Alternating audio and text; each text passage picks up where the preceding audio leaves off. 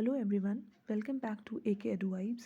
Today we are talking about female reproductive system. We are continuing the chapter the reproductive system, which is a part of human anatomy and physiology.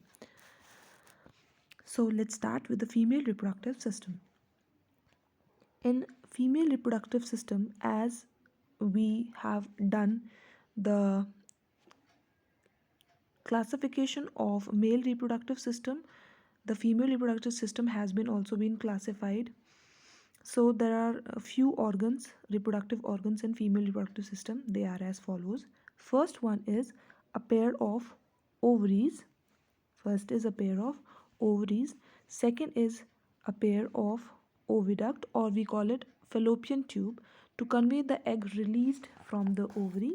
Okay, so first we have a pair of ovaries, then we have a pair of oviduct, or we call fallopian tube, to convey the egg release from the ovary, यानी कि इसको egg को जो लेके जाएगा, egg के लिए जो एक तरीके से रास्ता जो है ना, वो होता है आपका फेलोपियन ट्यूब.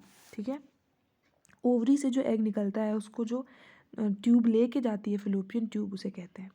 ओके, तो अ सैक, उसके बाद में थर्ड ऑर्गन जो आपका है वो है अ सैक लाइक और पियर शेप्ड यूट्रस. उसके बाद में सैक लाइक या पियर शेप का आपका यूट्रस होता है for the growth and development of embryo develop from the egg. Egg से जो एम्ब्रियो डेवलप हुआ है उसके डेवलपमेंट के लिए आपके बॉडी में फीमेल रिप्रोडक्टिव सिस्टम के अंदर सैक लाइक और पियर शेप्ड स्ट्रक्चर होता है, उसे यूट्रस कहते हैं हम. फिर आपका फोर्थ पार्ट जो है, फोर्थ ऑर्गन जो है वो है आपका वजाइना, और फिफ्थ पार्ट जो होगा वो होगा आपका वल्वा, जो कि आउटर मोस्ट पार्ट है.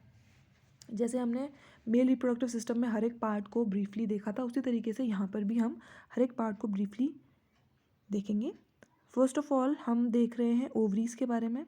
सो ovaries, the two ovaries are small ovoid bodies. Again ovoid bodies हैं. देयर पेरिफेरल पार्ट, अगर आप डायग्राम को ढंग से देखें तो पेरिफेरल पार्ट में अगर आप यहाँ पर देखेंगे, ये देखिए, ये जो पेरिफेरल पार्ट है ना, ये दोनों ओवरी के जो पेरिफेरल पार्ट्स हैं, यहाँ पर क्या होता है, ओवा या जो एग है ये प्रोड्यूस होता है.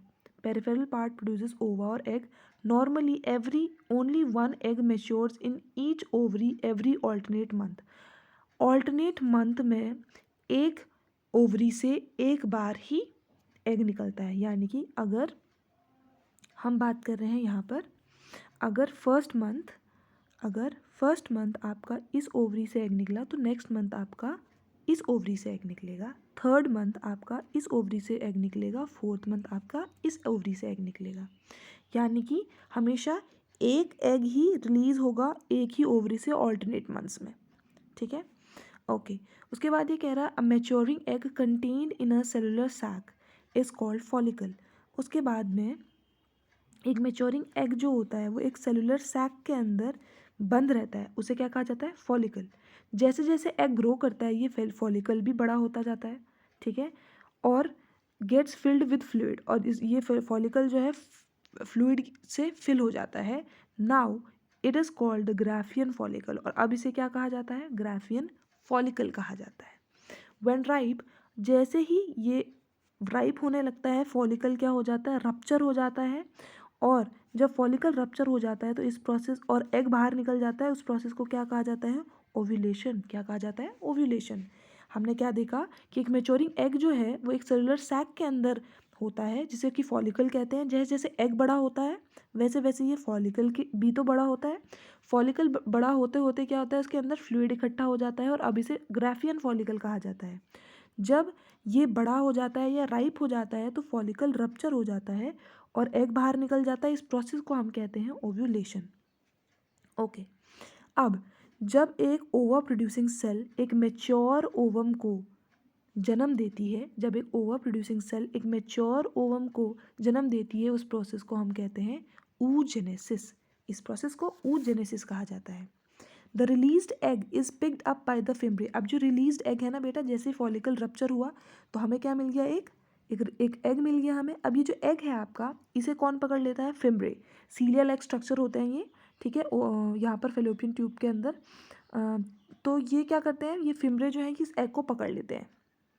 ठीक है, पकड़ते ही ये क्या करते हैं, the remnant of follicle persist for some time to convert. अब इसको कुछ टाइम तक इसी तरीके से रखा जाता है इसके पास में, ताकि ये कन्वर्ट हो सके एक येलो मास में, जिसे कि कॉर्पस ल्यूटियम कहा जाता है। ठीक है, फिमरे इसे पकड़ लेते हैं और कुछ टाइम तक इसको इसी तरीके से रखा जाता है ताकि ये एक येलो मास में, जिसे कि कॉर्पस ल्यूटियम कहा जाता है, उसमें कन्वर्ट हो सके। ठीक है, अब ये जो कॉर्पस ल्यूटियम है दो तरीके के हार्मोन सिक्रीट करता है। ठीक है, कौन से हार्मोन? दो तरीके के हार्मोन सिक्रीट कर रहा है यहाँ पर। फर्स्ट वन जो है वो है आपका ईस्ट्रोजन, जो कि फॉलिकल कर रहा होता है रिलीज ओव्यूलेशन से पहले, और दूसरा जो हार्मोन है वो है आपका प्रोजेस्टेरॉन। ठीक है, तो दो हार्मोन आपका कॉर्पस ल्यूटियम यहाँ पर सिक्रीट कर रहा था। Corpus luteum secrete to hormones, क्या होता है? एक तो ईस्ट्रोजन होता है और एक प्रोजेस्टेरॉन होता है। ईस्ट्रोजन जो होता है वो फॉलिकल ही सिक्रीट कर रहा होता है ओव्यूलेशन से पहले, और प्रोजेस्टेरॉन जो होता है वो बाद में ये सिक्रीट करता है। ठीक है, ये तो ये बेटा आपके ओवरीज के बारे में बात। अब हम बात कर लेते हैं ओविडक्ट के बारे में। ठीक है, अब हम बात करेंगे ओविडक्ट के बारे में। नाउ अब यहाँ पर ये मेंशन किया हुआ है कि जो जो दो ओविडक्ट्स हैं, जैसे दो ओवरीज थी वैसे ही जो दो ओविडक्ट्स हैं आपके, अगर आप डायग्राम में देखोगे अपने, जो फेलोपियन ट्यूब है ना आपकी, जो मैंने कहा था जो एक ट्यूब है, एक रास्ता तरीके का है जो ओवरीज को, जो आपके ओवा को लेके जा रहा होता है, ओवम को लेके जा रहा होता है, एग को लेके जा रहा होता है, उसे ही ओविडक्ट कहा जाता है। ठीक है, तो जो दो ओविडक्ट हैं या जो दो फेलोपियन ट्यूब्स हैं या यूट्राइन ट्यूब्स हैं, ये 12 सेंटीमीटर लंबी होती है। Near the corresponding ovary each oviduct has a funnel shaped opening called oviductal funnel. ठीक है, अब क्या होता है कि जब आप ओवरी की तरफ आ रहे होगे ना, तो जो आपका फ्लोपियन ट्यूब है वो एक फनल शेप की ओपनिंग दिखाएगा आपको। आप डायग्राम में देखो, बिल्कुल इसके बगल में जो डायग्राम है आपका उस पर शो कर रखा है कि जैसे ही एक आपको ओविडक्ट का एक फनल दिखेगा वहाँ पर, देखो तो ओविडक्टल फनल कहते हैं उसको। उसे क्या कहा जाता है? Oviductal funnel. Cilia lining the funnel help to pick up and push the released ovum into the oviduct. अब यहाँ पर जो सीलिया या फिमरे प्रेजेंट होता है ना बेटा, यही हेल्प कर रही होती हैं ओवम को पकड़ने में या उसे पुश करने में।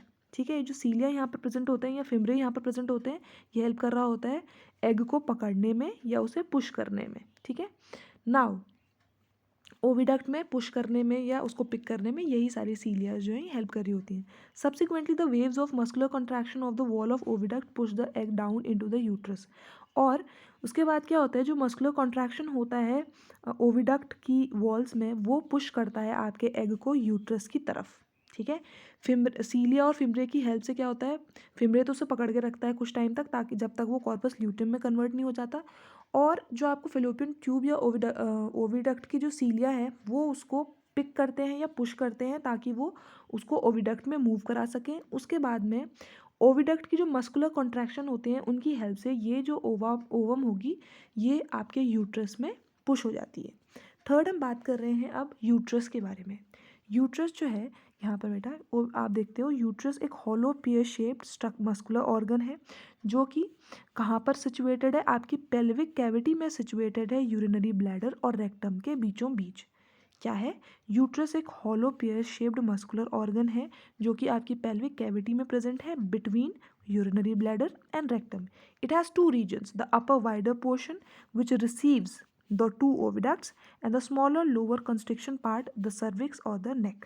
ठीक है, तो जो ऊपर का वाइडर पोर्शन होता है इसका यूट्रस का, वो उनके पास में क्या आता है, दोनों के दोनों फेलोपियन ट्यूब्स या ओविडक्ट जो होते हैं वो रिसीव कर रहा होता है वाइडर पार्ट, और नीचे आते आते ये स्मॉलर लोअर कंस्ट्रिक्टेड पार्ट में कन्वर्ट हो जाता है, जिसे सर्विक्स या नेक कहा जाता है। अब यूट्रस के नीचे जो है, यूट्रस के नीचे होता है बेटा आपका वजाइना। ठीक है, वजाइनल पार्ट आ गया अब यहाँ पर। अब देखो वजाइनल पार्ट की बात अगर हम करते हैं तो vagina is a muscular tube. Vagina क्या है? एक मस्कुलर ट्यूब है, starting from the lower end of the uterus, जो कि यूट्रस के लोअर एंड से शुरू होता है अप टू द आउटसाइड, बाहर तक ये जाता है। 10 से 15 सेंटीमीटर लंबा ये मस्कुलर ट्यूब होता है। ठीक है, तो वजाइना एक मस्कुलर ट्यूब है जो यूट्रस की लोअर एंड से शुरू होकर बाहर तक जाता है। Vagina receive the male penis. अब वजाइना का काम क्या है? ये मेल पेनिस रिसीव करता है during the copulation. The great elasticity of its wall also allow the passage of baby during childbirth। अब मेल पेनिस तो ये रिसीव करता ही करता है कॉपुलेशन के टाइम पे, साथ के साथ क्योंकि इसमें ग्रेट इलास्टिसिटी है इसकी वॉल में, इसी वजह से चाइल्ड बर्थ के दौरान क्या होता है, ये बेबी का पैसेज भी अलाउ कर पाता है। The opening of the vagina in young female is partially closed by a thin membrane call hymen और वर्जिन नॉड भी इसे कहते हैं। ठीक है, अगर आप यहाँ पर डायग्राम में भी देखोगे तो ये जो आपका, अच्छा डायग्राम में से मेंशन नहीं किया है शायद, डायग्राम में इसे मेंशन नहीं किया, यहाँ पर आप देख लो। तो opening of the vagina in young female जो होती है, यंग फीमेल की जो वजाइना होती है, जो ओपनिंग होती है बेटा, इसको पार्शियली क्लोज किया जाता है एक थिन मेम्ब्रेन से, इसे हाइमन बोलते हैं। ठीक है, the hymen is frequently ruptured in childhood due to strenuous physical exercise और डिजीज। किसी डिजीज या आपकी जो एक्सेसिव फिजिकल एक्सरसाइज की हेल्थ वजह से भी कई बार हाइमन जो होता है, ये जो आपकी पार्शियल क्लोजिंग होती है आपके वजाइना की, ये कई बार रप्चर हो जाती है चाइल्डहुड में। फिफ्थ हम बात कर रहे हैं आपका वल्वा की। The external female genitalia is called vulva. The external female genitalia is called vulva. क्या कहा जाता है, वल्वा कहा जाता है external genitalia of the female को। It contain independent opening of, इस पोर्शन में क्या होता है, इंडिपेंडेंट ओपनिंग होती है यूरेथ्रा की और वजाइना की, दोनों की ही ओपनिंग यहाँ पर देखने को मिलती है। The sides of the vulva has two small fleshy folds. जो साइड्स होती हैं वोल्वा की, उनके उनके पास में दो स्मॉल फ्लैशी फोल्ड्स होते हैं जिन्हें कि लेबिया माइनोरा बोलते हैं, which are hidden by large hairy folds. The labia majora, जी, तो यहाँ पर ये बोल रहा है the sides of the vulva has two small fleshy folds, labia minora, lesser lips which are hidden by larger hairy folds, the labia majora. ठीक है, दीज फोल्ड्स आर इक्विवेलेंट। यहाँ पे ये क्या बोल रहा है, ये जो फोल्ड्स हैं आपके, ये इक्विवेलेंट हैं ऑफ द मेल स्क्रॉटम। किसकी तरह ही होते हैं ये फोल्ड्स भी, ये मेल स्क्रॉटम की तरह ही होती हैं। In the upper angle of the vulva in front of the urethral opening is located a small erectile clitoris which is highly sensitive and in the equivalent of male penis। तो जैसे आपके mail में penis present होता है, उसी तरीके से female में क्लिटोरस प्रेजेंट होता है। जैसे आपके मेल में स्क्रोटम प्रेजेंट होता है, वैसे ही आपकी फीमेल में लेबिया मेनोरा या लेबिया मेजोरा प्रेजेंट होते हैं। ठीक है, ये तो हुई आपके फीमेल रिप्रोडक्टिव सिस्टम की बात। अब हम बात कर लेते हैं role of hormones in reproduction. ठीक है, अब अलग अलग जो हॉर्मोन्स हैं उनका रोल क्या है आपके रिप्रोडक्शन में, वो हम देख लेते हैं। So first of all, the ovaries of the young girl start functioning around the age of 10 to 14 years. ठीक है, ओवरीज जो है आप यंग गर्ल्स की, अब क्योंकि प्यूबर्टी जल्दी भी आने लग गई है, अब तो 8 या 9 एज में ही आने लग गई है, तो ओवरीज काम करना शुरू कर देती हैं, फंक्शन करना शुरू कर देती हैं कब, 10 से 14 साल की एज में ही या उसके बीच में ही आपकी जो ओवरीज हैं वो काम करना शुरू कर देती हैं। इट स्टार्ट्स रिलीजिंग द ओवा। इसमें क्या शुरू हो जाता है, फंक्शनिंग क्या शुरू हो जाती है, ओवा का सिक्रीशन शुरू हो जाता है यहाँ पर। ठीक है, ओवा का रिलीज करना शुरू हो जाते हैं, ओवा को रिलीज करना शुरू कर देते हैं आपकी ovaries. And this stage in her life is known as puberty. और इस स्टेज को ही क्या कहा जाता है, प्यूबर्टी कहा जाता है। At about the same time as the first ovulation, the ovary also releases female sex hormone। जब पहला ओव्यूलेशन होता है उसी टाइम पर ओवरी क्या करती है, फीमेल सेक्स हार्मोन भी आपके ब्लड स्ट्रीम में रिलीज करती है। These hormones are called oestrogen. इस हार्मोन को क्या कहा जाता है, फीमेल सेक्स हार्मोन को ईस्ट्रोजन कहा जाता है। They are responsible for bringing about bodily changes such as growth of mammary glands, widening of hips, growth of hair in the pubic region and armpits, and an increase in the size of ureter and vagina। तो जब आपका first ovulation होता है बेटा, उसी time पर female sex hormone भी release होना आपके ब्लड स्ट्रीम में शुरू हो जाता है। ये हार्मोन का काम क्या है, इस हार्मोन का नाम, पहली बात तो इसका हार्मोन का नाम है ईस्ट्रोजन। ये ईस्ट्रोजन क्या क्या काम करता है, पहले ये अलग अलग जो बॉडी चेंजेस हैं आपकी बॉडी में वो लेके आएगा, बॉडी चेंजेस।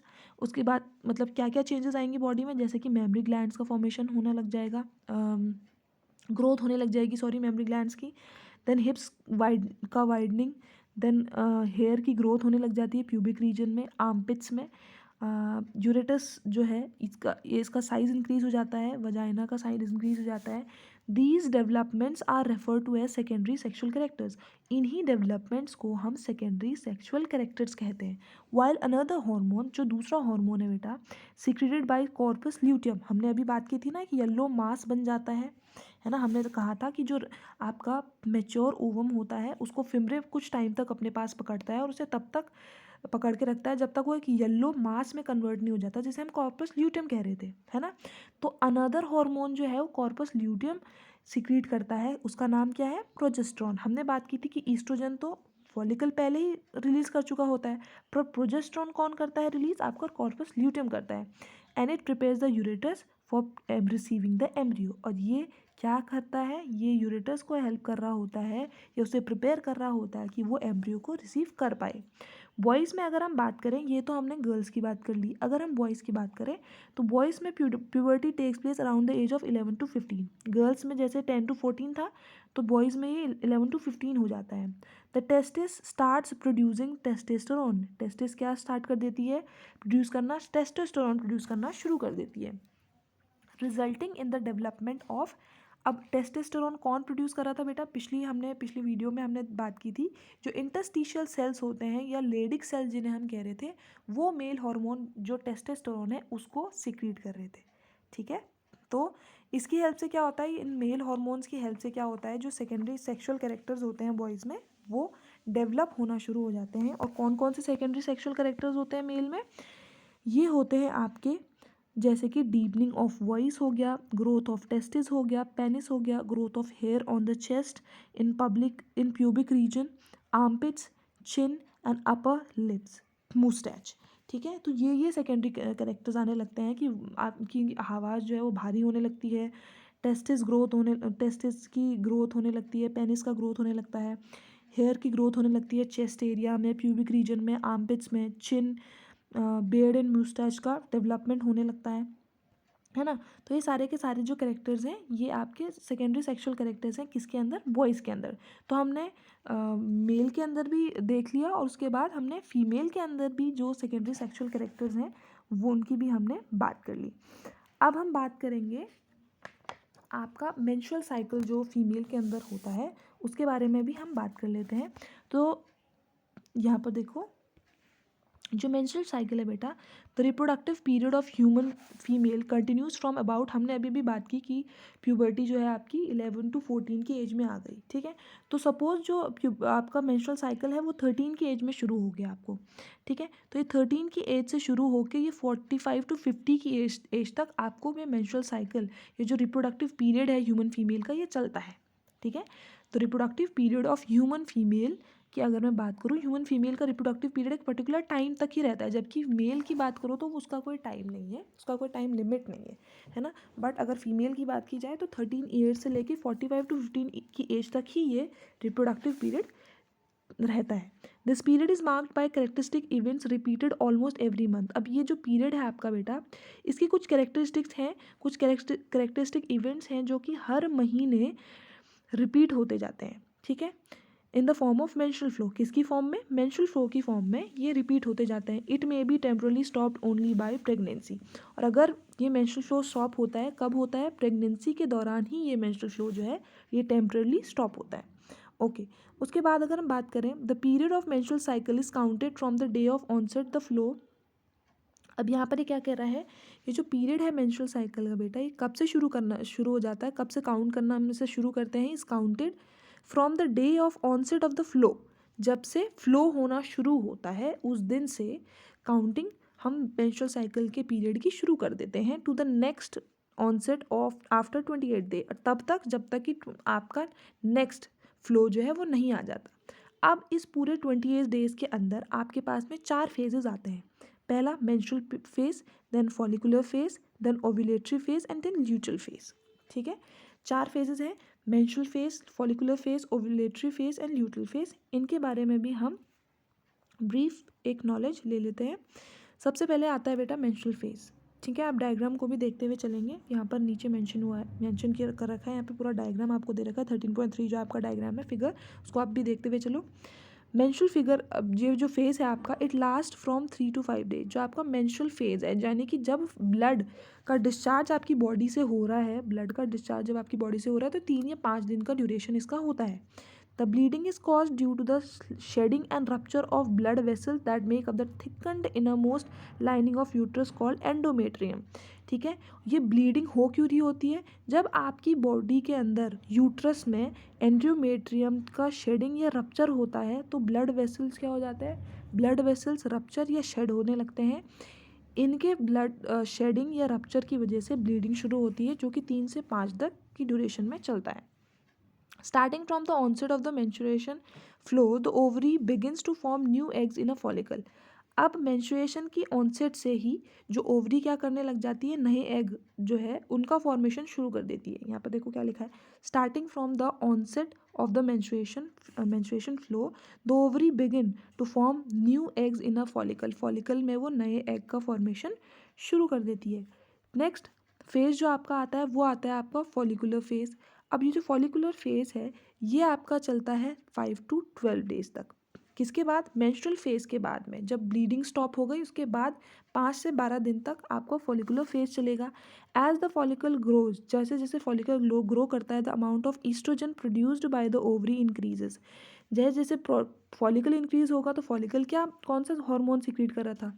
और oestrogen.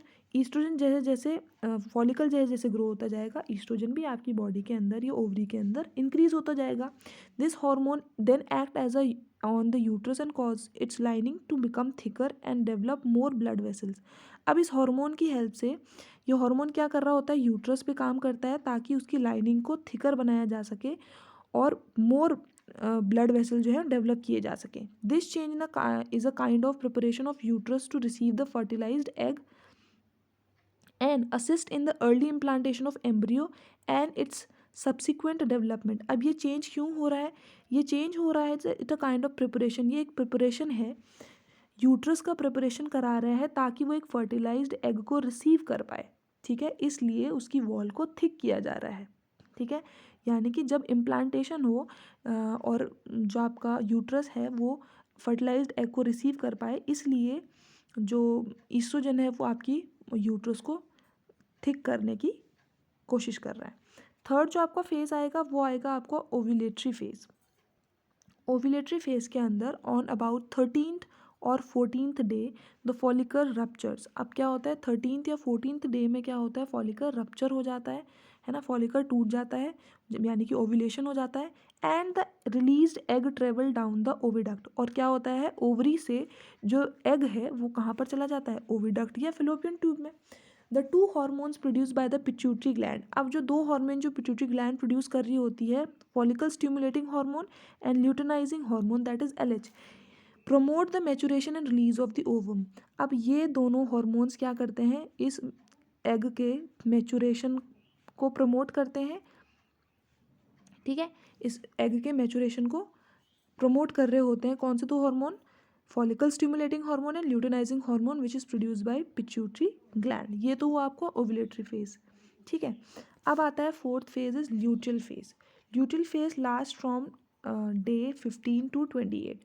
Now this phase lasts from 15 to 28 days, that is approximately we can say 13 days।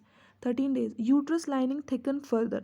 अब इस फेज में दोबारा यूट्रस की जो लाइनिंग है वो थिक होने लगती है further. And after the release of the ovum the emptied follicle in the ovary turns into a hormone.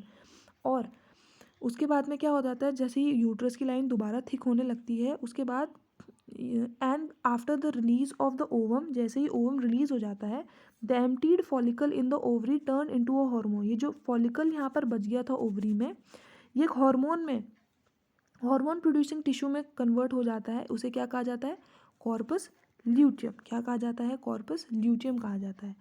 If the ovum is fertilised. ठीक है, यहाँ पर क्या हुआ, लास्ट ल्यूटियल फेज में क्या हुआ, यूट्रस दोबारा क्या होता है, उसमें थिक लाइनिंग बनना शुरू हो जाती है फर्दर से। और जैसे ही जो आपको ओवम है वो रिलीज होता है, the emptied follicle in the ovary turns into a hormone producing tissue called corpus luteum।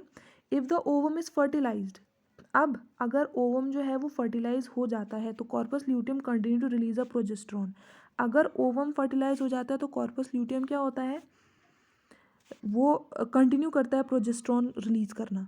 And so keep the uterus in a state suitable for implantation, और इसी तरीके से यूट्रस को रखता है ताकि वो इम्प्लांटेशन के लिए सूटेबल बने। However if on the other hand there is no fertilisation, पर दूसरी ही तरफ अगर ऐसा हुआ कि इम्प्लांटेशन नहीं हुआ, ठीक है, अगर इम्प्लांटेशन नहीं हुआ या फर्टिलाइजेशन यहाँ पर नहीं हुआ, तो आप क्या, तब क्या होता है, तब उस केस में जो ओवम होता है डिसइंटीग्रेट्स and the corpus luteum stops producing, तो ओवम डिसइंटीग्रेट हो जाता है और कॉर्पस ल्यूटियम जो है आपका, ये इट स्टॉप प्रोड्यूसिंग प्रोजेस्ट्रॉन, वो प्रोजेस्ट्रॉन बनाना बंद कर देता है। क्यों बनाना बंद कर देता है, क्योंकि अब यहाँ पर फर्टिलाइजेशन नहीं होना, इम्प्लांटेशन यूट्रस में होनी नहीं है, तो प्रोजेस्ट्रॉन बनाने का कोई फ़ायदा तो है नहीं, इसलिए कॉर्पस ल्यूटियम प्रोजेस्ट्रॉन बनाना बंद कर देता है। As a result the thicken lining of the uterus, अब इसकी वजह से क्या होता है, जो थिकन लाइनिंग है यूट्रस की, ये शेड होना शुरू हो जाती है, ठीक है, शेड होना शुरू हो जाती है on 28 day and loses blood which escapes through the cervix and vagina, और जो कि नेक्स्ट फेज में मेंस्ट्रुअल फेज बन जाती है। ये पूरी की पूरी फेज जो है ये थी मेंस्ट्रुअल साइकिल, ठीक है। अब हम बात कर रहे हैं फर्टिलाइजेशन की, fertilisation union of egg nucleus and sperm nucleus की। एग न्यूक्लियस और स्पर्म न्यूक्लियस का जो यूनियन है फर्टिलाइजेशन, उसके बारे में हम बात कर रहे हैं। अब देखिए, ड्यूरिंग कॉपुलेशन या मेटिंग अगर आप बोलो, तो जो स्पर्म है are release into the vagina, copulation के दौरान जो स्पर्म्स हैं ये वजाइना में रिलीज किए जाते हैं near the cervix of the uterus, है ना। कॉपुलेशन के दौरान जो स्पर्म्स हैं they are release into the vagina near the cervix of the uterus. अब क्या होता है, a single ejaculation by the human male contains about 400 million sperms। अब एक इजैकुलेशन में ही ह्यूमन मेल के अबाउट 100 मिलियन जो स्पर्म्स होते हैं वो होते हैं, ठीक है, एक इजैकुलेशन में ही 400 मिलियन स्पर्म्स होते हैं। तो these sperms actively swim with the help of their tail, क्योंकि स्पर्म्स में टेल भी होता है, अभी हम देखेंगे फर्दर जब इसका आप स्ट्रक्चर देखोगे तो आप देखोगे कि जो स्पर्म है ये स्विम करते हैं with the help of their tail and pass through the cervix, और ये क्या कर जाते हैं, सर्विक्स से पास कर जाते हैं into the cavity of the uterus, progressing at the rate approximately 1 mm per minute from the uterus they climb up to reach the oviduct। अब यूट्रस पहले ये कहाँ चले जाते हैं, सर्विक्स में, फिर यूट्रस में मूव कर जाते हैं, यूट्रस से ये ऊपर ओविडक्ट में चले जाते हैं। If there happen to be an ovum in the oviduct, अगर वहाँ इन्हें ओवम मिलता है ओविडक्ट में या फिलोपियन ट्यूब में, तो it get fertilise by just one single sperm, तो वो फर्टिलाइज हो जाता है एक ही सिंगल स्पर्म से, ठीक है। A few days soon after ovulation, 13 to 12 to 13 days after the onset of menstruation are most favorable for conception। Out of the million sperms, अब देखो million sperms में से released into the vagina, a few are able to climb up to the upper part of the oviduct, कुछ ही जो है वो oviduct तक पहुंच पाते हैं। The rest die on the way and are absorbed, जो रेस्ट होते हैं वो मर जाते हैं और absorb हो जाते हैं, ठीक है। ये तो हुआ आपका फर्टिलाइजेशन। इसके बाद फर्दर जो है function of the main parts of sperm हमें देखना है, तो इसका हम डायग्राम, इसके अंदर हमें डायग्राम को भी स्टडी करना पड़ेगा स्पर्म के, तो this we will do in our next video. इस वीडियो में आज इतना ही करेंगे। आई होप आपको इस वीडियो से हेल्प मिली होगी। ये चैप्टर भी आपके बोर्ड पॉइंट ऑफ व्यू से काफ़ी इंपॉर्टेंट है, तो मेक श्योर कि इसको आप रिवाइज करते हुए चलें। ऐसी वीडियोस को देखने के लिए बने रहिए एक एडू वाइब्स के साथ में। Thanks for watching.